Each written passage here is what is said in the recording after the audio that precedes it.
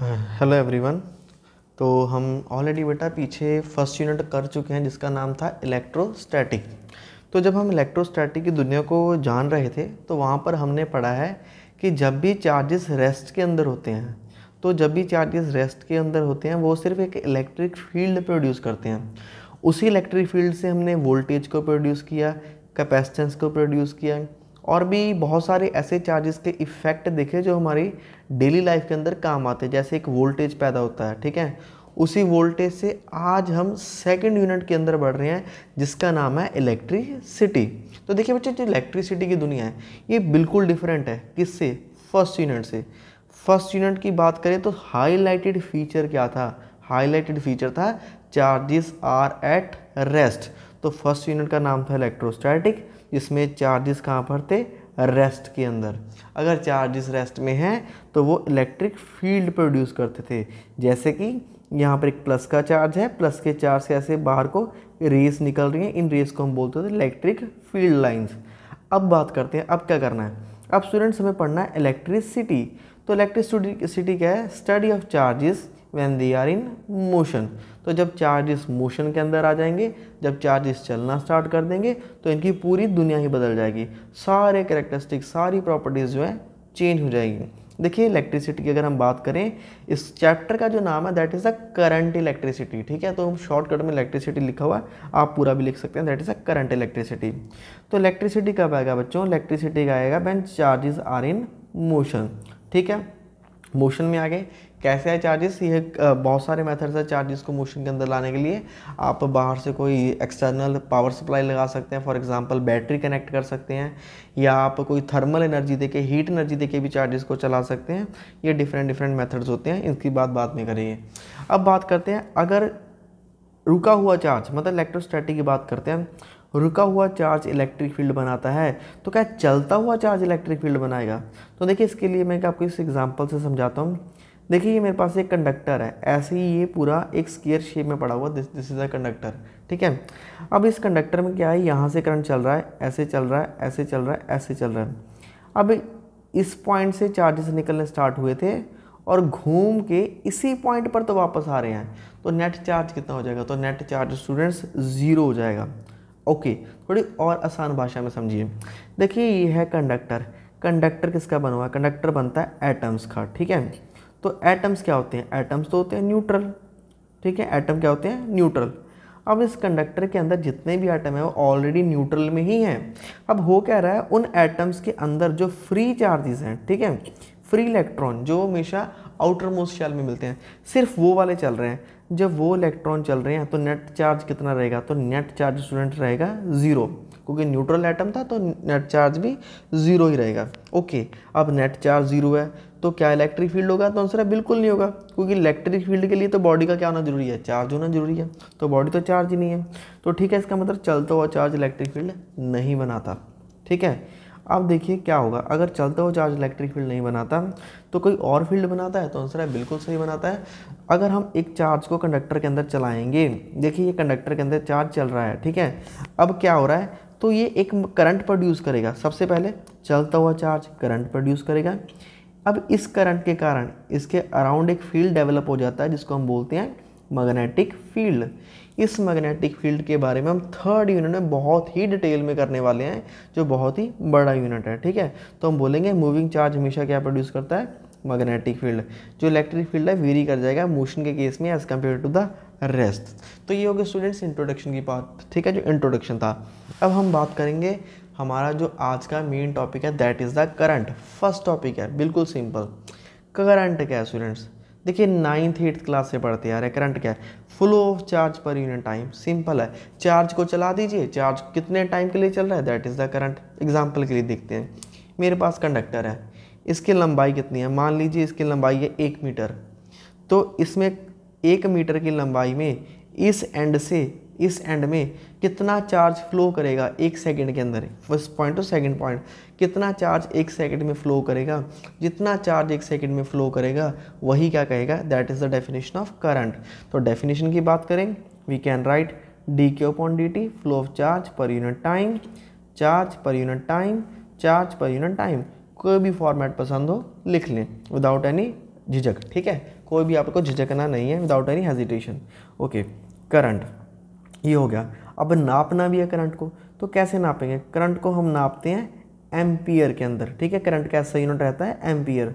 तो ये हो गया एम्पियर, और यहाँ पे क्या कूलम क्या हो जाएगा, चार्ज किस में हो जाएगा, कूलम के अंदर, और टाइम किस में हो जाएगा, सेकेंड। तो हम बोलेंगे 1 ampere is equal to 1 coulomb per second. Okay, अब ये मैंने बात कर दी कि चार्ज के चलने से करंट आता है। अब चार्ज कौन सा चलेगा? देखिए बेटा, ये मेरे पास कोई भी कंडक्टर है, ठीक है, ये कंडक्टर है। कंडक्टर के अंदर मोस्टली जो इलेक्ट्रॉन्स रहते हैं वो फ्री रहते हैं, और फ्री इलेक्ट्रॉन एटम के अंदर होते हैं, वो भी आउटर मोस्ट शेल के अंदर, ठीक है। एटम से बाहर भी निकाल सकते हैं इलेक्ट्रॉन को, ये अलग अलग प्रोसेसेस हैं। चलो पहले तो देखो स्टूडेंट्स, ये है फ्री इलेक्ट्रॉन, ठीक है। अब जब मैं इसको कोई भी बाहर से पावर सप्लाई नहीं लगाता हूँ, देखिए ये है power supply, first cell plus और माइनस, बड़े वाला डंडा प्लस का होता है, छोटे वाला माइनस, ये सेकंड सेल है प्लस और माइनस, ठीक है। इन दोनों सेल्स को जोड़ देंगे तो क्या बन जाएगा, बैटरी बन जाएगा। तो यहाँ पे प्लग है, अभी प्लग लगा नहीं रहा हूँ, ये ओपन प्लग है, तो इसको मैं यहाँ से कनेक्ट करता हूँ। अभी मतलब ये पावर सप्लाई इसके साथ अटैच नहीं है क्योंकि प्लग ऑफ है। यहाँ पर ये देखिए प्लग ऑफ है अभी।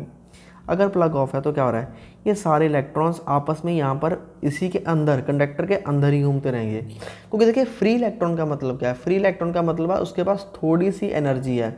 वो एनर्जी कहाँ से आई होगी, वो एनर्जी उसके पास रूम टेम्परेचर से आई होगी, क्योंकि रूम टेम्परेचर के अंदर भी जो फ्री इलेक्ट्रॉन्स है ये ऐसे ऐसे थोड़ा थोड़ा मूव करते रहते हैं, बिल्कुल, है ना। तो क्या हो रहा है, ये कंडक्टर के अंदर तो मूव कर रहे हैं, पर इनके पास इतनी एनर्जी नहीं है कि ऐसे एक पूरा साइकिल कंप्लीट कर सके, एक एंड से घूम के दूसरे एंड में जा सके। तो ठीक है, तो ये हो गया, जब बाहर से हमने कोई पावर सप्लाई नहीं लगाई, मतलब प्लग बंद है, तो कंडक्टर के अंदर इलेक्ट्रॉन्स का रैंडम मोशन होगा, पर वो मोशन करंट नहीं दे सकता। अब क्या होगा, मैं इस पर सप्लाई करता हूँ पावर सप्लाई लगाई, तो ये है प्लस और ये है माइनस। तो बच्चों इलेक्ट्रॉन को हम बोलते हैं लो पोटेंशियल, याद रखना, इलेक्ट्रॉन होते हैं लो पोटेंशियल, और ये पावर सप्लाई है, पॉजिटिव टर्मिनल होता है हाई पोटेंशियल। तो इलेक्ट्रॉन हमेशा लो पोटेंशियल से हाई पोटेंशियल की तरफ चलेंगे, ठीक है। तो इलेक्ट्रॉन किधर को चलते हैं, लो पोटेंशियल से हाई पोटेंशियल की तरफ। तो ये आपको याद रखना है, low potential to high potential. तो इलेक्ट्रॉन ऐसे चलेंगे, ये सारे इलेक्ट्रॉन भागे चले आएंगे, ठीक है, ऐसे सारे इलेक्ट्रॉन भागे चले आएंगे। कहाँ भागे चले आएंगे, प्लस की तरफ। अगर इलेक्ट्रॉन ऐसे चल रहे हैं तो सर्किट में करंट कैसे चलेगा, तो करंट चलेगा बिल्कुल उल्टी डायरेक्शन में ऐसे, ठीक है बच्चों। तो करंट ऐसे चलेगा, प्लस से माइनस की तरफ। तो अगर मैं करंट की बात करूँ, करंट चलता है हाई पोटेंशियल टू, करंट का फ्लो होता है high potential to low potential, ठीक है। आप ऐसे याद रख सकते हैं कि करंट जो है वो इलेक्ट्रॉन के उल्टी डायरेक्शन में, ऑपोजिट डायरेक्शन में फ्लो करता है। अगर इलेक्ट्रॉन लो पोटेंशियल से हाई की तरफ चलते हैं तो करंट हाई पोटेंशियल से लो की तरफ चलता है। हमेशा याद रखिएगा, पॉजिटिव चार्ज हो या पॉजिटिव टर्मिनल बैटरी का, उसे हम बोलते हैं हाई पोटेंशियल, इलेक्ट्रॉन को हम बोलते हैं लो पोटेंशियल, ठीक है। तो यहाँ तक हमने बात कर ली, करंट होता क्या है, उसका मेजरमेंट क्या है, और करंट की डायरेक्शन के कॉन्सेप्ट क्या है। अब इसी डायरेक्शन के हिसाब से हम करंट को दो पार्ट्स के अंदर डिवाइड करेंगे। चलिए देखते हैं वो दो पार्ट्स कौन कौन से हैं।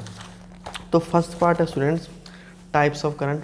इसमें फर्स्ट पार्ट है alternating current and second part है डायरेक्ट करंट। देखिए अल्टरनेटिंग करंट क्या होता है, उससे पहले एक छोटी सी चीज़ और देखिए, जो करंट होता है ना, करंट की क्वांटिटी कौन सी होती है, करंट की क्वांटिटी बच्चे होते हैं स्केलर क्वांटिटी होती हैं, ठीक है। आप और करंट के डायमेंशंस क्या रहेंगे, डायमेंशन करंट का रहेगा एम्पियर। अगर आप डायमेंशन निकालेंगे तो ये डायमेंशन का रहेगा करंट का एम्पियर, ठीक है। तो एम्पियर के लिए हम ए लगाते हैं। स्केलर क्वांटिटी बच्चों, स्केलर क्वांटिटी का मतलब क्या होता है, स्केलर क्वांटिटी वो क्वांटिटी जिसमें सिर्फ मैग्नीट्यूड है। मैग्नीट्यूड का मतलब आपको 5 एम्पियर करंट चाहिए, 6 एम्पियर, 10 एम्पियर, 100 एम्पियर। तो करंट की वैल्यू पता है, पर किस डायरेक्शन में चाहिए ये नहीं पता, तो डायरेक्शन नहीं होगी, इसीलिए इसको बोलेंगे स्केलर क्वांटिटी। अब बात करते हैं टाइप्स की, किसके भी हाफ पे बात कर रहा हूँ मैं, डायरेक्शन के भी हाफ पे बात कर रहा हूँ। तो देखिए हमारे पास दो तरह के करंट होते हैं, एक होता है अल्टरनेटिंग करंट, एक होता है डायरेक्ट करंट। तो स्टूडेंट्स आपने अक्सर ना छोटी क्लासेस में या कहीं पर किसी और से अपने फ्रेंड से जनरेटर के बारे में सुना होगा। जनरेटर क्या होता है, जनरेटर के अंदर स्टूडेंट्स हमने ऐसे कॉइल बनाया होता है। इस कॉइल को बाहर से ऐसे मैग्नेटिक फील्ड में रखा जाता है। इस कॉइल को पानी की सहायता से इसे घुमाया जाता है, ऐसे घूमने पे, जब कॉयल ऐसे घूमता है, कॉयल के घूमने से इलेक्ट्रिक करंट प्रोड्यूस होता है।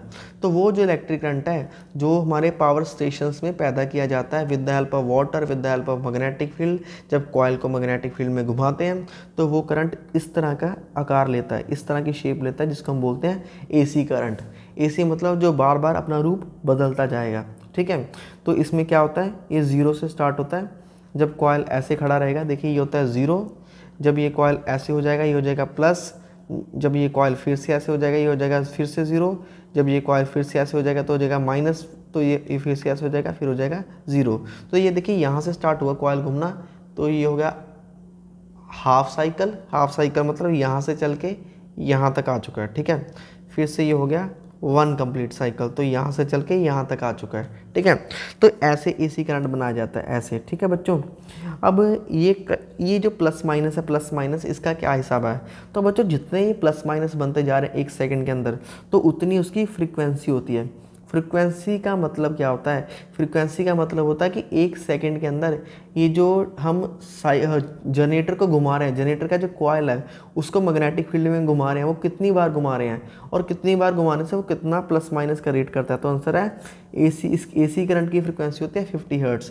मतलब 1 सेकंड के अंदर दोबारा से फ्रीक्वेंसी होती है 50 हर्ट्ज़। इसका मतलब है 1 सेकंड के अंदर हम कॉयल को 50 बार घुमाएंगे। 50 बार घुमाने से तो 50 उसमें क्या आ जाएंगे, प्लस के साइकिल, और 50 क्या आ जाएंगे, माइनस के साइकिल। तो इसका मतलब 100 टाइम्स जो है वो डायरेक्शन अपनी चेंज करेगा। देखिए 1 साइकिल में 2 बार डायरेक्शन चेंज कर रहा है, दैट इज़ पहले नीचे से ऊपर की तरफ जा रहा है, प्लस हो रहा है, प्लस के बाद वो क्या हो रहा है, माइनस। तो ये 1 साइकिल है, यहाँ से लेकर यहाँ तक 1 साइकिल। 1 साइकिल में प्लस बन रहा है, 1 साइकिल में माइनस बन रहा है। तो होपफुली आपको समझ में आया होगा, that is the AC current जो हम टरबाइन से हमारे पावर प्लांट स्टेशंस में प्रोड्यूस करते हैं। इंडिया के अंदर इसका फ्रीक्वेंसी 50 हर्ट्ज़ रहता है। अगर मैं यूएसए की बात करूँ तो यूएसए के अंदर इसका फ्रीक्वेंसी 60 हर्ट्ज़ तक चला जाता है। अगर इसकी डायरेक्शन की बात करें बच्चों, तो इसकी कोई डायरेक्शन नहीं है, क्योंकि देखिए कभी प्लस होता है, कभी माइनस, कभी प्लस, कभी माइनस, कोई डायरेक्शन नहीं है।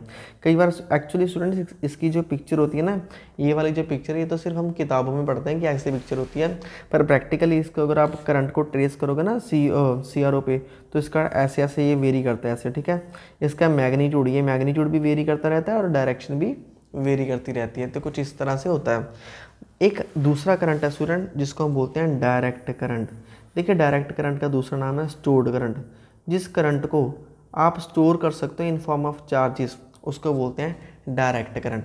एग्जांपल, आपके घर में इन्वर्टर लगा हुआ है, इन्वर्टर की जो बैटरी है, इन्वर्टर के अंदर नहीं, इन्वर्टर की जो बैटरी है उसके अंदर बच्चों जो स्टोर्ड करंट है उसको बोलते हैं हम DC करंट। उसमें क्या है, देखिए एक ही तरह का charge plus plus plus plus plus plus plus ऐसे हम दबा दबा के एक ही जगह पे स्टोर कर देते हैं। ये सारा प्लस प्लस स्टोर कर देते हैं, और जब हम इसको कनेक्ट करेंगे सर्किट के अंदर, ये सारे प्लस के चार्ज किसकी तरफ भागना स्टार्ट कर देंगे, माइनस की तरफ।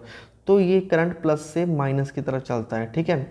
ये करंट हमेशा स्टोर्ड रहता है, तो ये करंट जो है एक जैसा रहेगा। देखिए इसकी जो मतलब मैग्नीट्यूड की बात करें तो ये फ्लक्चुएट नहीं करता है, ये बिल्कुल सीधा जाता है, बिल्कुल ऐसे, ठीक है।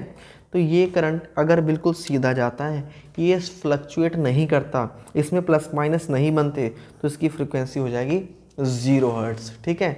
और इसकी डायरेक्शन क्या रहेगी, पॉजिटिव टर्मिनल से नेगेटिव टर्मिनल। हम क्या करते हैं, बैटरीज के अंदर पॉजिटिव चार्ज को स्टोर करना, इकट्ठा करना स्टार्ट कर देते हैं। अगर एक जगह पे पॉजिटिव चार्ज होगा तो बाय इंडक्शन दूसरी एक जगह नेगेटिव चार्ज अपने आप आ जाता है। पर मतलब ये कह सकते हैं कि ये चार्जेस को स्टोर करने पे आएगा। कैसे स्टोर होता है चार्ज, ये हम आगे आने वाले लेक्चर्स के अंदर स्टडी करेंगे। फिलहाल आपको सिर्फ ये याद रखना है डायरेक्ट करंट कहाँ पर है, जहाँ पर चार्जेस को स्टोर किया जाता है। फॉर एग्जांपल कैपेसिटर है, कैपेसिटर के अंदर आपकी मोबाइल की बैटरी है उसके अंदर, या फिर आपका इन्वर्टर का बैटरी है उसके अंदर, ये सारे DC करंट है। तो कई बार स्टूडेंट्स हमें क्या होता है, देखिए मैं सिंपल एक आपको हमारे घर के अंदर ना ये एक प्लग लगा होता है, 3 पिन प्लग। 3 पिन प्लग्स में जनरेटर से, जो पीछे जनरेटर यूज़ किया हुआ है, जनरेटर से बच्चों आ रही है 220 वोल्ट आ रहा है, ठीक है। 220 वोल्ट की सप्लाई पे हम, यह हमारे घर पे जो पावर प्लग में वोल्टेज आ रही है 220 वोल्ट आ रही है, इसमें हम लगाते हैं प्लग। और ये सप्लाई कौन सा है, ये सप्लाई है AC का, ठीक है। AC का सप्लाई है, AC का सप्लाई है। इससे हम क्या कनेक्ट करते हैं, हमारे मोबाइल का चार्जर। देखिए चार्जर के अंदर एक डिवाइस लगा होता है, दैट इज़ द रेक्टिफायर। ये चार्जर के अंदर जो डिवाइस लगा होता है रेक्टिफायर, या और भी कोई डिवाइस होता है जिसमें रेक्टिफायर लगाओ, वो रेक्टिफायर एसी को किस में चेंज कर देगा, डीसी में। देखिए अगर आपको आपका मोबाइल चार्ज करना है, अगर आपको मोबाइल चार्ज करना है तो ऐसा रहेगा, ठीक है। ये प्लस वाला साइकिल चार्ज कर देगा, माइनस वाला साइकिल डिस्चार्ज कर देगा, ये प्लस वाला साइकिल फिर चार्ज कर देगा, ये माइनस वाला साइकिल फिर डिस्चार्ज कर देगा। 1 घंटा भी मोबाइल चार्ज करते रहोगे तो आप देखोगे आपका मोबाइल तो चार्ज ही नहीं हुआ। क्यों? क्योंकि अगर ये +5 है तो ये -5, +5 -5, तो टोटल नेट चार्ज कितना रहेगा, 0 ही रहेगा। तो अगर आपको आपका मोबाइल की बैटरी चार्ज करनी है तो एसी करंट से स्टूडेंट्स नहीं होंगी, वो किससे होंगी, डीसी करंट से। तो डीसी करंट में कन्वर्ट करने के लिए हमें ये ख़त्म करना होगा, ये जो नेगेटिव वाला चार्ज है इसको बिल्कुल ख़त्म करना होगा, इसको फिल्टर करना होगा। तो फिल्टर करने के लिए जो हम डिवाइस लगाते हैं उसको बोलते हैं रेक्टिफायर, जो एसी को डीसी के अंदर बिल्कुल कन्वर्ट करके देगा, 100% कन्वर्ट करके देगा, ठीक है। तो बहुत सारे कंपोनेंट्स होते हैं बेटा जो हम डीसी करंट पे चलाते हैं, जैसे हमारे मोबाइल है, क्योंकि ये एसी पे नहीं चल सकता है, फ्लक्चुएट करेगा। इलेक्ट्रॉनिक्स, देखिए 2 चीज़ें होती है, एक होती है इलेक्ट्रिसिटी, एक होती है इलेक्ट्रॉनिक्स। जितने भी इलेक्ट्रॉनिक डिवाइसेस हैं जिनके अंदर आपने हरे रंग का एक चिप देखा होगा, जैसे ये रिमोट है, इसको अगर मैं खोलूँगा तो इसके अंदर भी ये देखिए ये लगा, ये सेल लगे हुए हैं ना, ये जो सेल है ये एक बैटरी की तरह काम करते हैं। ये डीसी है, डीसी का सोर्स है, ठीक है। इसके अंदर चिप लगा होगा, अभी मैं इसको खोल नहीं पाऊँगा, तो इसके अंदर चिप लगा होगा, ये इलेक्ट्रॉनिक सर्किट होते हैं, जैसे ये हो गया, ठीक है, या फिर आपके टीवी का रिमोट हो गया, आपके मोबाइल की बैटरी होगी। इस तरह के जो डिवाइसेस हैं ये डीसी पे काम करते हैं। आपका रिमोट हो गया है ना, ये सारे। और जो एसी से कौन से सर्किट काम करते हैं, हमारे घर में जो फ़ैन लगे हुए हैं ये एसी में काम करते हैं। एक शॉर्ट फंडा बताता हूँ आपको याद करने के लिए। जितने भी आपके घर में मोस्टली रोटेशनल इफेक्ट हो रहे हैं ना, जो घूमने वाले डिवाइसेस हैं, उनमें ज़्यादातर एसी यूज़ किया जाता है, क्योंकि वहाँ पर हम मैग्नेटिक फील्ड का कंसेप्ट इंट्रोड्यूस करते हैं। और जो सिंपल डिवाइसेस है उसमें हम डीसी भी यूज़ कर सकते हैं, ठीक है। तो ये हो गया एसी और डीसी होता क्या है, इनका मेजरमेंट क्या है, इनका डिस्क्रिप्शन का, और यूज़ कहाँ है। अब जैसे जैसे हम यूनिट के अंदर आगे बढ़ते जाएंगे आप कंप्लीटली पिक्चर समझ आएंगे एसी और डीसी की क्या होती है। तो एसी और डीसी के बहुत सारे क्वेश्चन आपको एग्जामिनर पूछता है, तो प्लीज़ बड़ा ध्यान से पढ़िएगा और इसको बड़े ध्यान से इसका आंसर करिएगा, ठीक है। अभी नेक्स्ट वीडियो के अंदर देखते हैं next topic, that is the drift velocity. अगर वीडियो अच्छा लगे then please do like share and subscribe. Thanks to watch the video.